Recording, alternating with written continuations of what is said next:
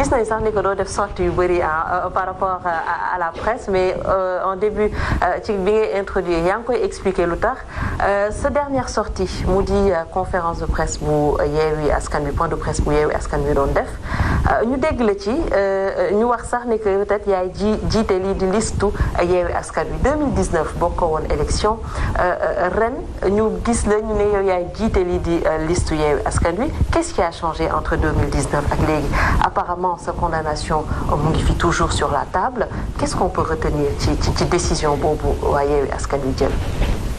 Normalement waa Yewwi Askan nga waroon laaj. non président dinañ la ko laaj. waa Yewwi Askan Wi nga waroon laaj parce que waa Yewwi Askan Wi ñoo ko décidé li tax ñu décidé ko. ñoom ñoo xam lu tax ñu décidé ko. ñu bëri ñu ngi naan c'est politique moom moo tax. non mais parce que li ñu wax ni moo ma mën a xañ.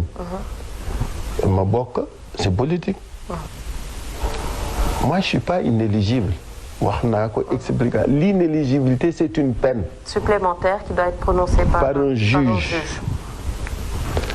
C'est le code électoral qui a été frauduleusement modifié en 2018 parce que dañ may fàttali toujours modification wu 92 ñi xam nañ ni 92 j'étais l'organisateur principal man ak Abdou Aziz Ndaw du dialogue bi nga xam ni moom la président Kéba Mbaye jiite woon.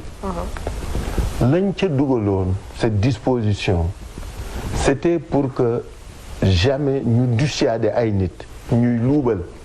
alalu askan wi ba pare di ko demee xeexe élection. c'est-à-dire nga sàcc xaalis dem doon candidat ak yooyu lañ defoon la ñu jëloon dispositif ni pour éviter que pratique politique vie politique. Le vécu démocratique de ce pays ne soit pas aliéné par les prédateurs financiers.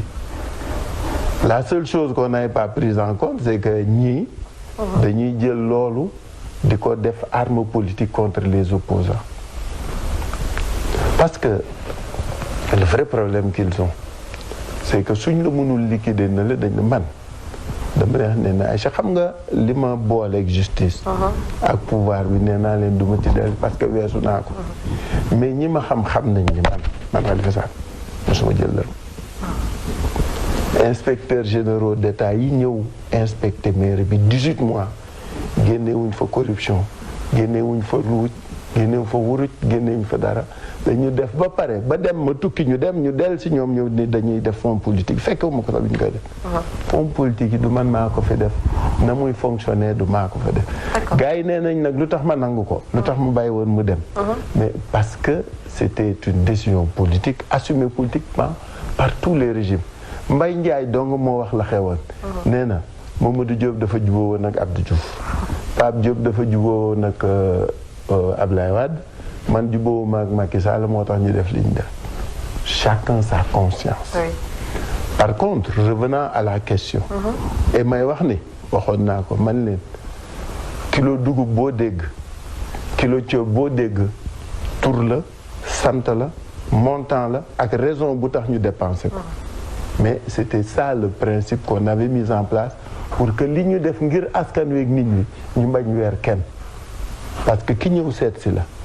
nga faj ko nga fajal ko soxla nga defal ko ba nga koy def ci sutura nga ko def soo ko bëggee wuññi yaa ngi bëgg a dagg pak bi ba may dee it kenn du xam ban tur laa jox mais dama lay wax ni man ñi ma jàngal liggéey dañ ma jàngal fonds politique fonds public dërëm bu ma ci jaay ma xam ko maa ngi yor te ñëpp xam nañ ko xaalis bu ñu jaay ci fonds yooyu de 2009 à 2017 tur yi sant yi montant yi heure bi ak lu taxoon ñu def lépp a ngi yow mais su siiwee xanaa dama dem barsàq parce que loolu laa jëloon engagement sama waajur suma kilifa Mamadou Diop ba ma seetsee dafa ni ma ba ngay dee bul tudd bul wax et il avait raison je partage ça donc ma dellu si maintenant sa question parce que digression bi gudd na mais dama bëggoon leeral rek c'est voilà ma wax ne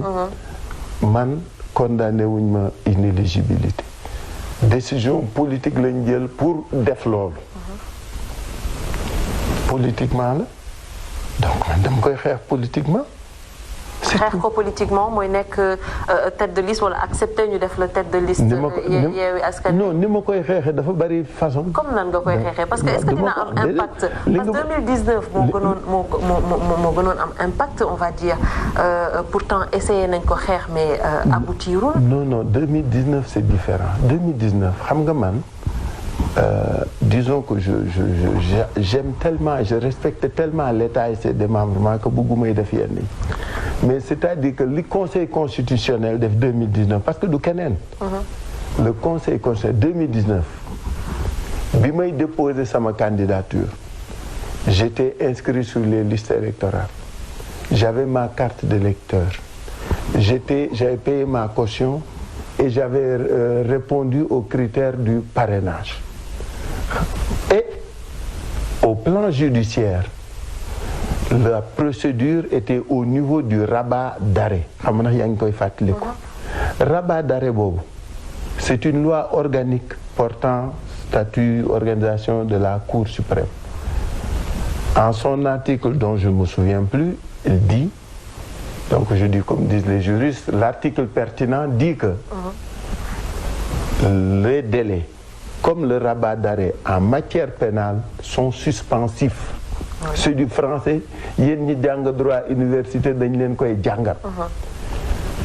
ci le conseil constitutionnel ni arrêt bañ jël xam naa il faut que ñu changer ko sax parce que mbóot la ci corpus bi ñu ne le rabat d'arrêt n'est pas suspensif et que donc verdict cour d'appel bi dañ koy appliquer ba rabat d'arrêt bi ñu vidé ko alors que du loolu la teg si wax may kaf di ree rek man leen comme que c'est banal ki ñu condamné à mort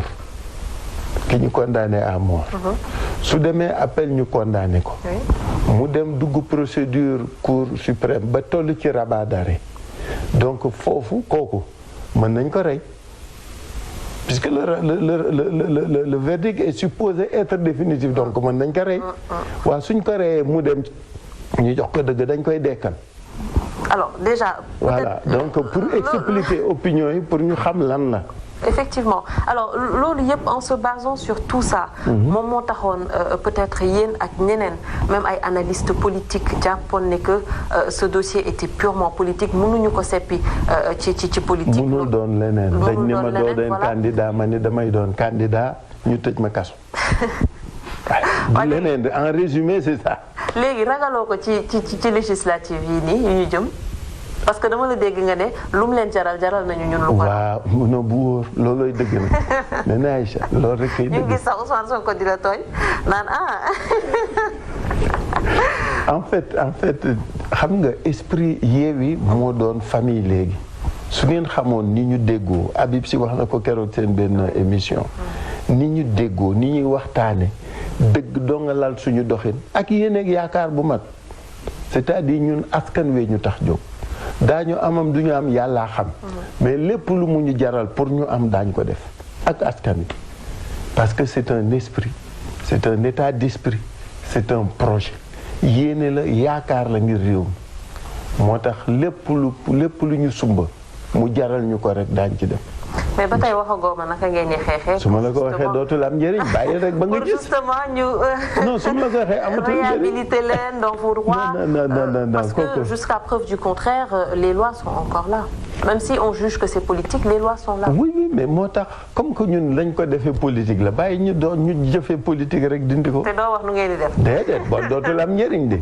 d'accord ci parrainage bi bëggoon naa tamit ñu wax.